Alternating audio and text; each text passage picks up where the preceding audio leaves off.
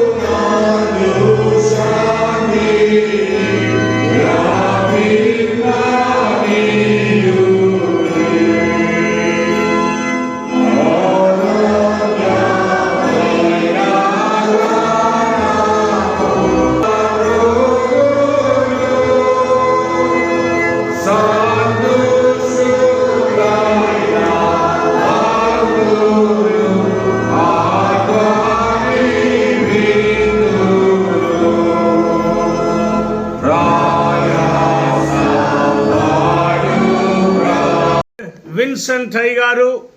తదితర అధికారులందరి పక్షంగా మీ అందరికీ శుభములను తెలియజేస్తున్నాను.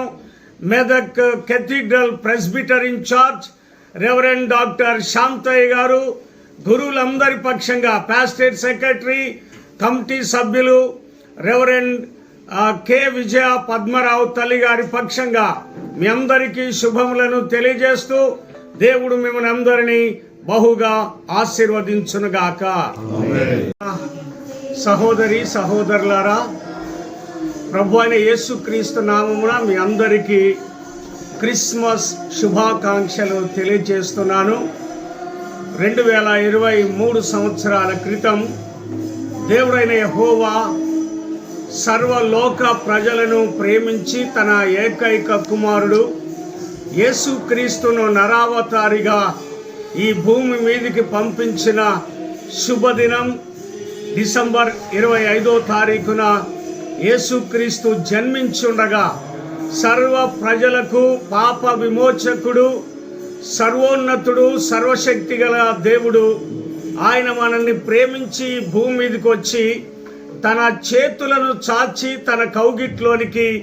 మనల్ని ఆహ్వానిస్తూ ఉండగా ఈ క్రిస్మస్ దినమున సర్వ ప్రజలు దేవుని మందిరంలోనికి వచ్చి ఆరాధన చేసి దేవుని ఆశీర్వాదాలు పొందవలసిందిగా నేను కోరుకుంటూ మెదక్ అధ్యక్ష మండల పక్షముగా